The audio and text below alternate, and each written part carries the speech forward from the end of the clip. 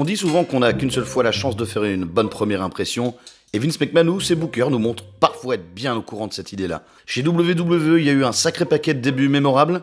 Pour bien débuter à la télévision ou en pay-per-view, il y a plusieurs possibilités, soit une bonne hype et beaucoup d'anticipation, soit une énorme surprise, soit ce qu'on appelle en anglais la shock value. Je suis Norbert Feuillant de C'est ça le catch, co-animateur de la fabuleuse histoire du catch américain, et voici les 10 meilleurs débuts de l'histoire de WWE.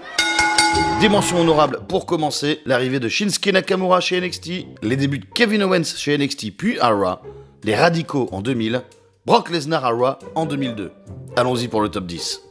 Numéro 10, Finn Balor. C'est tout chaud, c'est tout frais, ça fait bien plaisir à tout le monde. En juillet 2016 et suite à sa suspension pour violation de la politique de santé de WWE, Roman Reigns a dû être relégué en mid-card. De toute façon, il n'y avait rien à faire. Personne n'en voulait, tout le monde s'encarrait de Roman Reigns et on voulait pas le voir en main event. En WWE a sorti un plan B de NXT, le rêve de tous les smart marks, en balançant Finn Balor en main event de son premier Raw contre Reigns, après qu'il a vaincu des stars établies comme Cesaro, Rusev ou Kevin Owens dans son premier combat. La réaction de la foule a tout de suite été un indicateur de réussite de ce choix dans le cadre de la prétendue New Era de WWE. Finn Balor a réussi à venir à bout du vilain poster boy samoan de Vince McMahon, représentant controversé de la machine entre guillemets, et le plus proprement du monde qui plus est, et une star est née en une soirée, le jour même de son anniversaire en plus. Bah alors, bon anniversaire, Phil.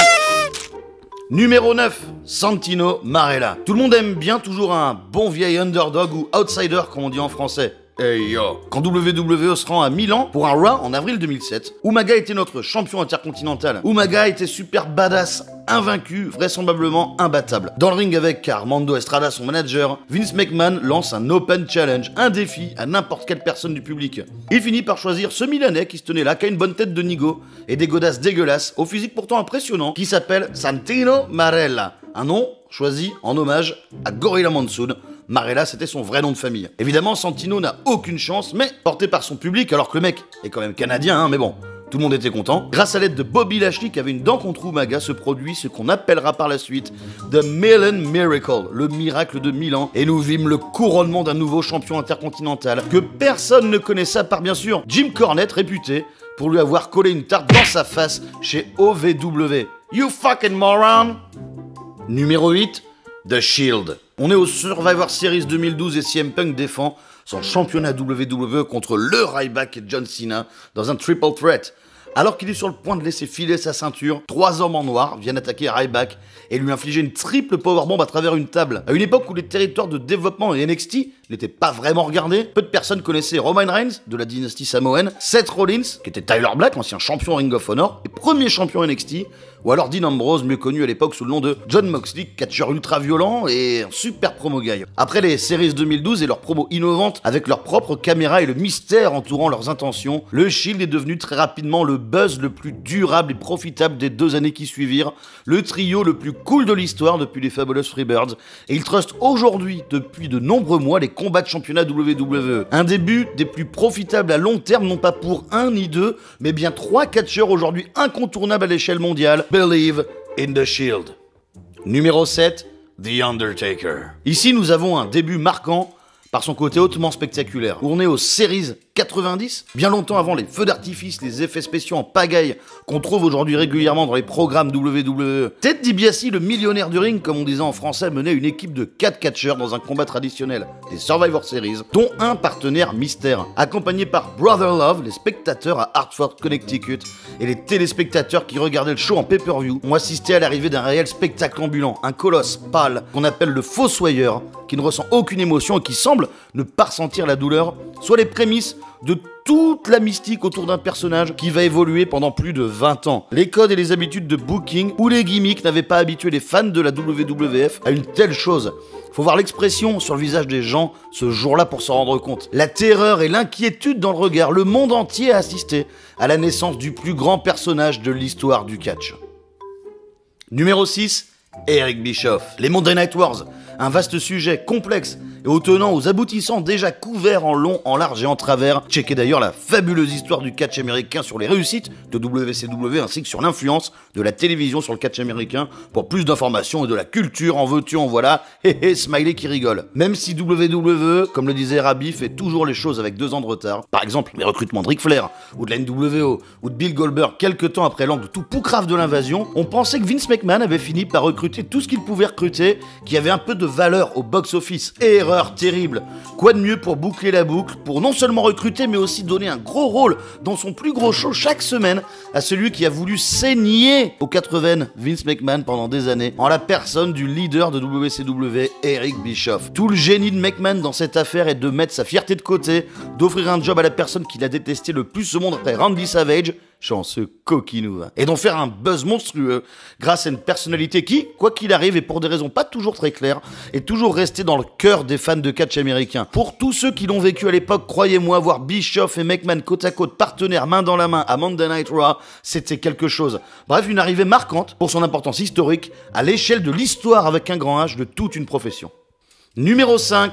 AJ Styles. Était-il possible de ne pas marquer sur AJ Styles à l'aube de 2016 ? Celui qui détenait avec raison sans doute le titre honorifique de meilleur catcheur du monde n'était jamais, à l'exception d'un dark match au début de sa carrière contre Rico Constantino passé par WWE. Pas qu'il se débrouillait pas bien ailleurs, AJ Styles était au sommet de la chaîne alimentaire chez NJPW, la New Japan Pro Wrestling, l'autre plus grosse promotion de catch de la planète. Mais bon, on a beau tous bien aimer bâcher WWE, on s'arrête jamais de regarder toutes les semaines et on est toujours ravis de voir nos internet darlings obtenir leur chance. Ce qui est superbe dans les débuts d'AJ Styles tient sur 3 facteurs. D'abord, l'anticipation. WWE ne l'avait jamais annoncé en amont, mais on savait tous qu'AJ Styles allait montrer le bout de son nez au Royal Rumble. Deuxièmement, l'événement lui-même, le Rumble quoi les mecs. On a laissé un boulevard à notre redneck contemporain favori pour avoir une entrée complète en début de match lors du 2e plus gros moment de l'année derrière WrestleMania.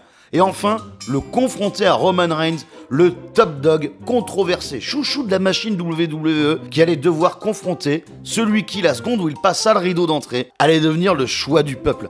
WWE a tout offert sur un plateau dans sa volonté d'ouverture sur le monde et le circuit indépendant à ce vétéran, le meilleur worker du pays en activité peut-être depuis 10 ans. Et cette pop, Dieu tout-puissant, cette pop et les réactions des gens devant leur télévision, allez checker ça sur YouTube, ça vaut son pesant d'or. Numéro 4, Ric Flair. En 1991, Ric Flair est très fâché, très colère, vénère comme Lucifer. Après quoi ? Après qui ?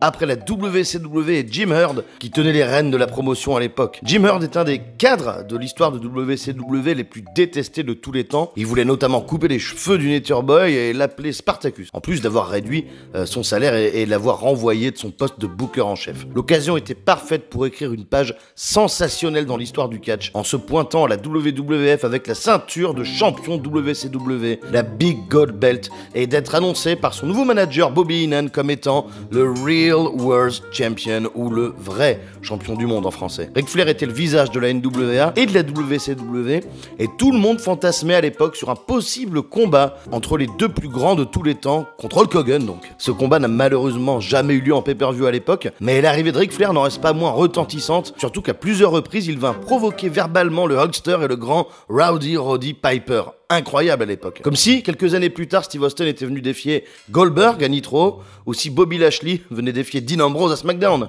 Lolilol.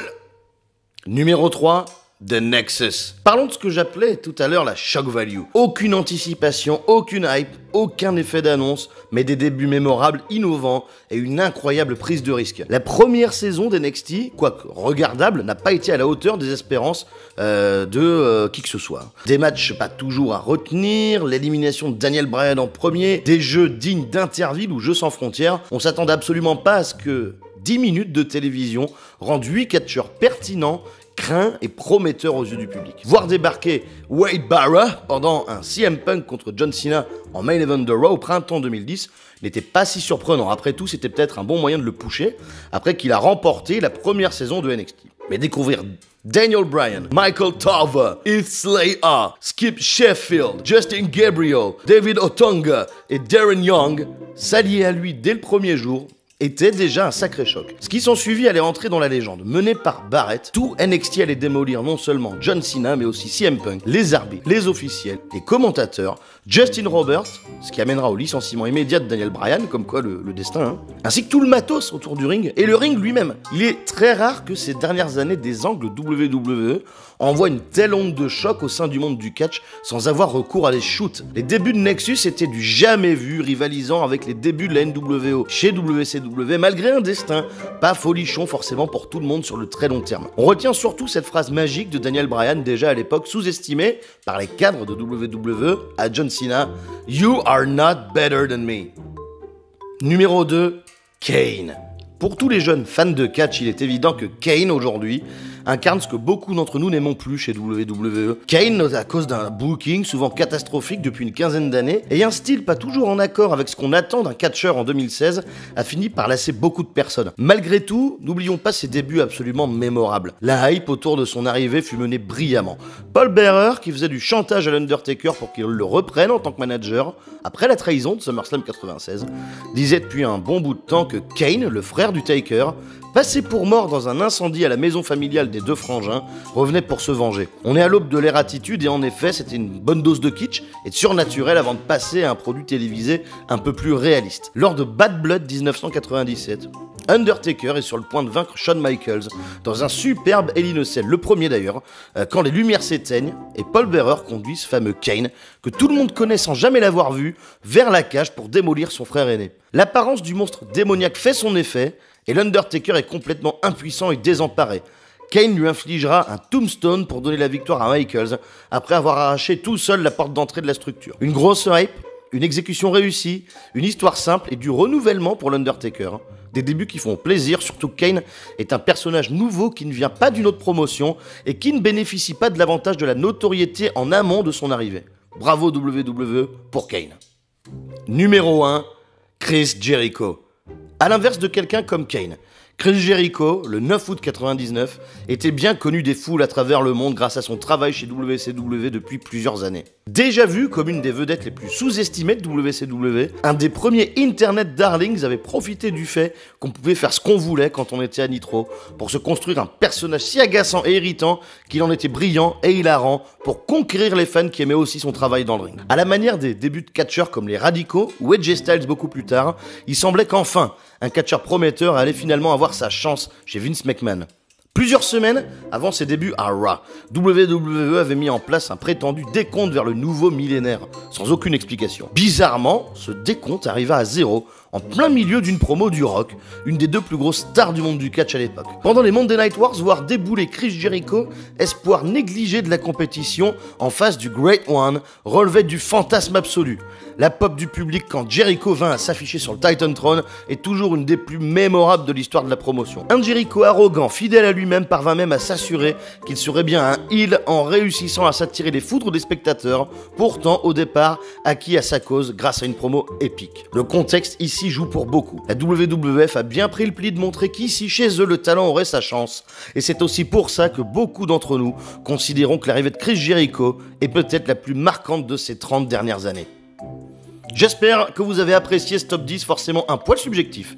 Je serais évidemment ravi de vous voir le commenter ou le contester dans les commentaires. N'hésitez pas également à m'y proposer des thèmes de top 10 ici ou alors via Twitter @NorbertFeuillant. N'oubliez pas non plus d'écouter la fabuleuse histoire du catch américain. Merci à Sturi pour les illustrations également.